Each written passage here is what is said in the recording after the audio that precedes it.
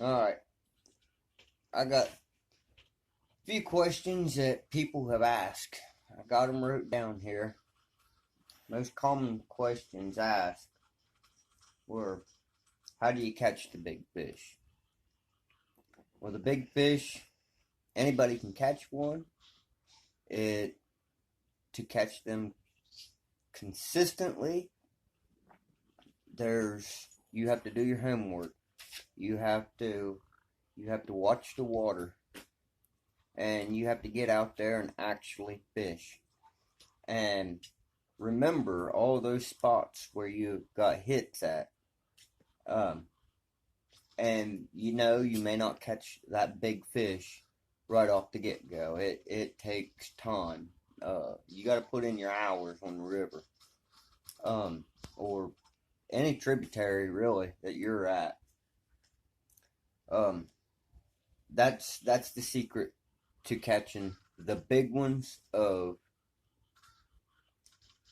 your tributaries is you got to put in your time and do your homework. The second question is what bait do you use? The bait I use is a variety of baits. I actually have a cast net. It's a 10-foot cast net. It's quarter-inch holes in it. No. I try to catch shad as much as I can. Shad is just a common fish towards the river. That's pretty much what the fish normally feed on. However, by that being said, I've also been known to use creek chubs, bluegill. I've even used yellow belly catfish. They call them bowhead around here. I use just about a little variety of everything, including a worm and chicken liver. I take all those and throw those out, and I pay attention to what's hitting what, how often they're hitting them, and that tells me what those fish are wanting to feed on. But 90% of the time, I come up hot on shad. They love shad.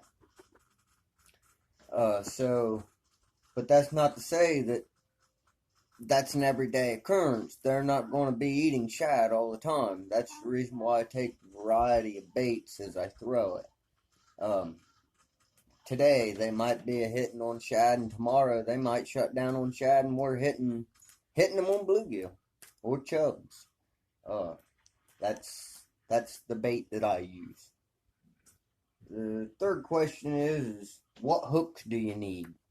Well, you match the hook for the fish you want to catch. For example, this is a high dollar hook here. This is a Gamakatsu. You can get in on that. That is a Gamakatsu. I like them. Yeah, I like them a lot. They're thick. They're not offset by much of any. They're short on the shank, but they got some nice burrs on them. I like using those. Actually, a lot of people have asked me what hook I prefer, and at the time it was a octopus circle Gamakatsu. Then I realized I was getting tired of trying to find Gamakatsu hooks of the size that I needed, that they don't seem to carry them a lot around where I'm at. So I just go to Walmart. There on the rack they have hooks. It says assorted catfish hooks. That's what this is. You can tell it's offset. Let me hold that there. It's offset a good little bit. Now, had that be a circle hook, that barb here on the front would be pointed back at a 45-degree angle. It has proven itself time and time and time again. Where a traditional hook, when the fish swallows it, this can actually get stuck into the fish's throat. Where a circle hook, it pulls out of their throat and catches them on the side of the mouth. 99% of the time, you're going to catch them in the corner of the mouth. You do not jerk with a circle hook. You point the tip of the pole at them, reel in your slack, and pull back, and the hook virtually does it itself. Now, you can go to Walmart and you can buy any hook that you want. You don't have to have an expensive hook. Anybody tells you you have to have that expensive hook, they are a salesman for that expensive hook, or they have no clue as to what they are talking about. Because honestly, this jig cost me $7.99 for 25 jigs. They're 1/4 ounce. That's an eagle claw. You will land big catfish off of these. So hook, price, hook name, they're all pretty much the same. Just size your hook to the size of fish that you want to catch.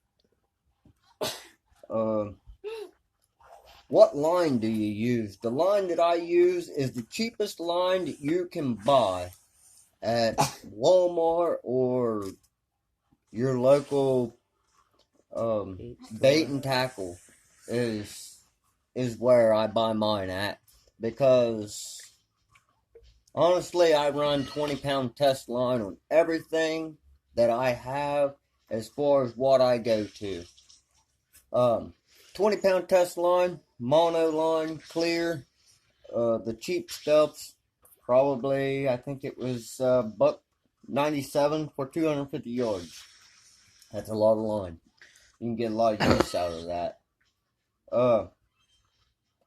Power Pro, and you got spider wire.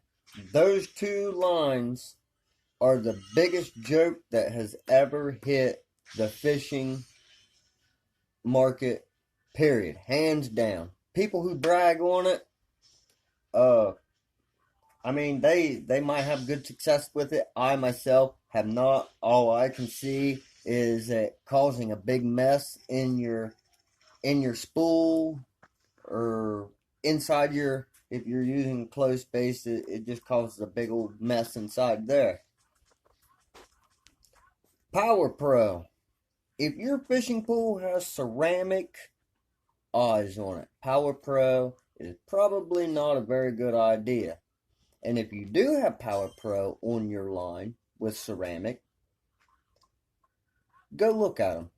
If it's been on there any time at all, you'll see that that Power Pro has cut the ceramic out of the eyes of your pool.